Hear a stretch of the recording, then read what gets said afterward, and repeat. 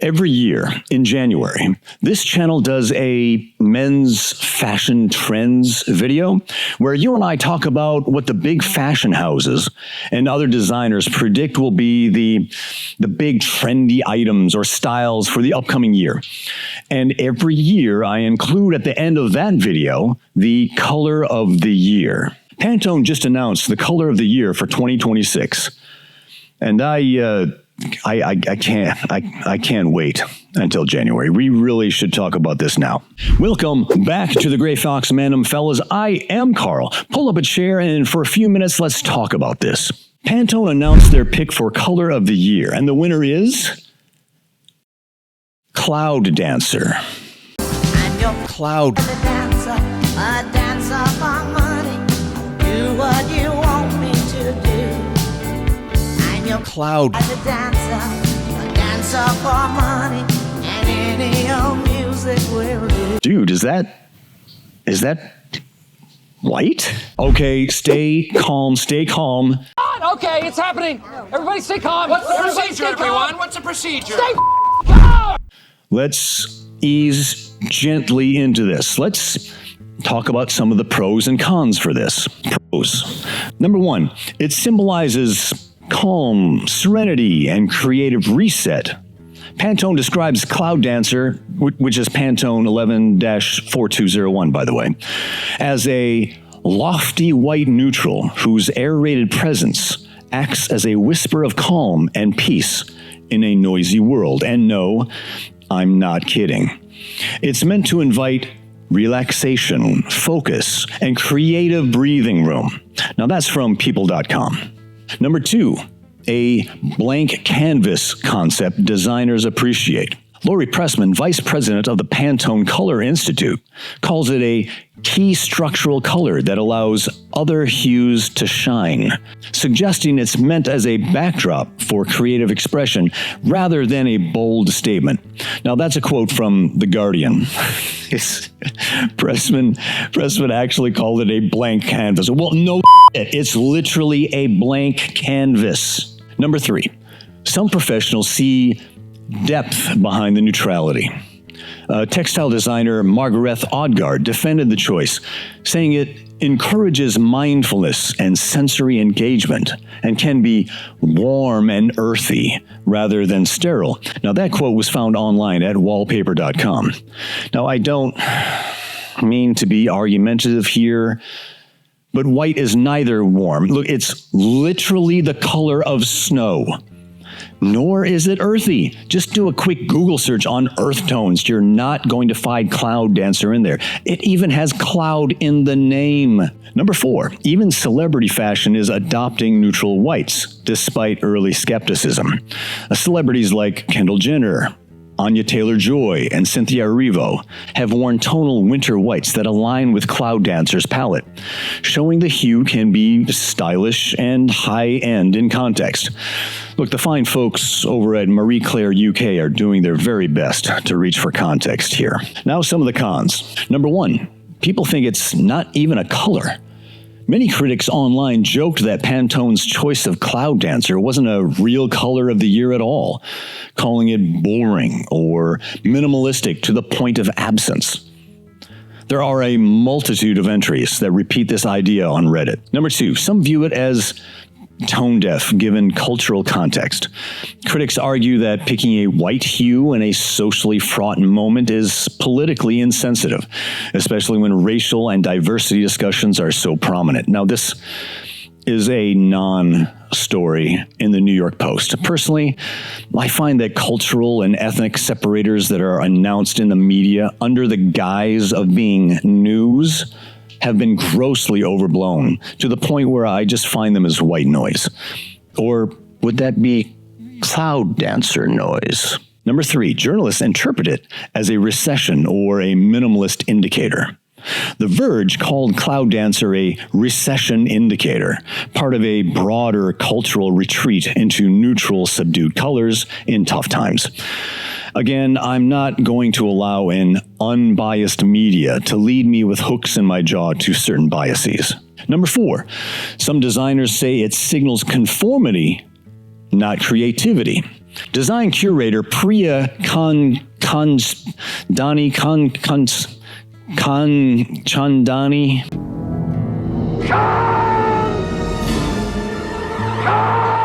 I'm trying my best here. Criticizes the choice as ideologically tone-deaf and reflective of a Western avoidance of bold color. This also was found in that article in wallpaper.com.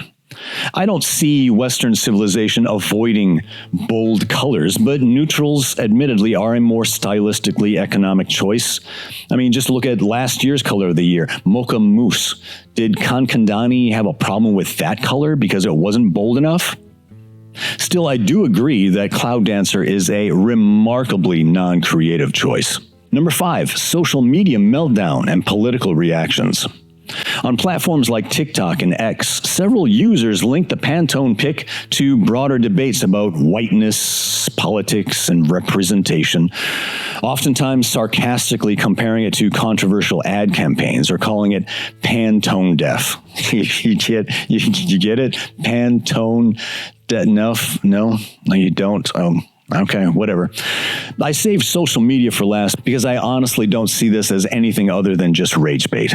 And here's where this whole thing starts to remind me of the greater art world. Over 100 years ago, in 1918, Kazimir Malevich painted a work literally called White on White, a white square on a slightly different white background. And it's now treated as a landmark in abstract art. People stand in front of it in major museums, stroking their chins, talking about transcendence and the void or whatever. Now I understand how abstract art came about. Paintings used to be realism, landscapes, portraits. With the advent of photography, the visual arts shifted from realism to more abstract forms of expression. But when you throw out the rules, you no longer have a canonical basis for judgment. It's now more subjective.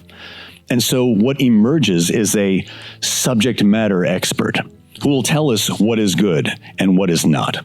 You don't have the credentials or the experience or the education to make those decisions for yourself. We will tell you what makes the cut and what does not.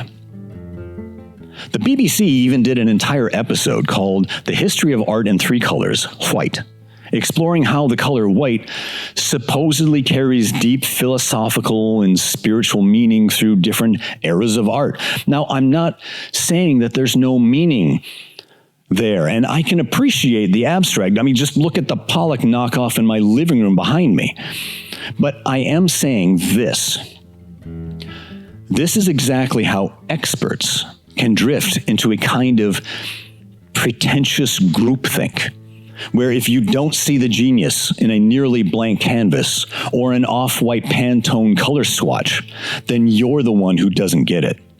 It's very Emperor's New Clothes, everyone nodding along so they don't look foolish, while a lot of regular people are just quietly thinking, dude, it's just white. Napoleon said, there is but a fine line between the sublime and the ridiculous. With Cloud Dancer, Pantone is trying very hard to land on the sublime. Peace, purity, a fresh start. But for many of us, especially when they double down on the choice against all criticism, it crosses that line and starts to feel more ridiculous than profound. And that's okay to say out loud.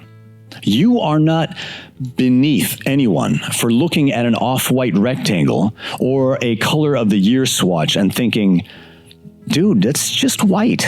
So, purpose of the channel, let's talk about how you actually wear this. If you lean into Cloud Dancer wisely, it's more about texture and pairing.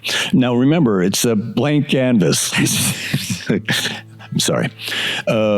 You can try an off-white knit polo and navy chinos. Or perhaps a cream sports jacket and charcoal trousers. Or perhaps a neutral white tee under a patterned overshirt. It's a classic look. Think of it as a foundation and not a standalone statement. I've said it many times on this channel, a great neutral base can highlight the rest of your outfit. So, is Pantone's 2026 color of the year brilliant or boring. Now, it really depends on how you see it. Some love its calm neutrality. Others call it creatively lazy or even socially insensitive. My take, I've always loved white. You need to use it as a tool, not a dogma. Cloud Dancer can be stylish if you don't let it wash you out or define you. But the more important question is this. Does Pantone's choice for the color of the year point to a more disturbing attitude of aloof superiority in the art world?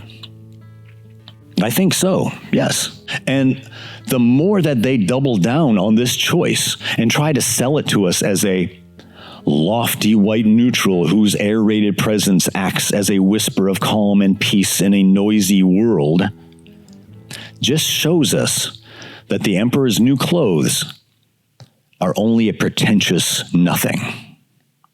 Gentlemen, drop a comment down below. Do you think Cloud Dancer is a vibe or a skip?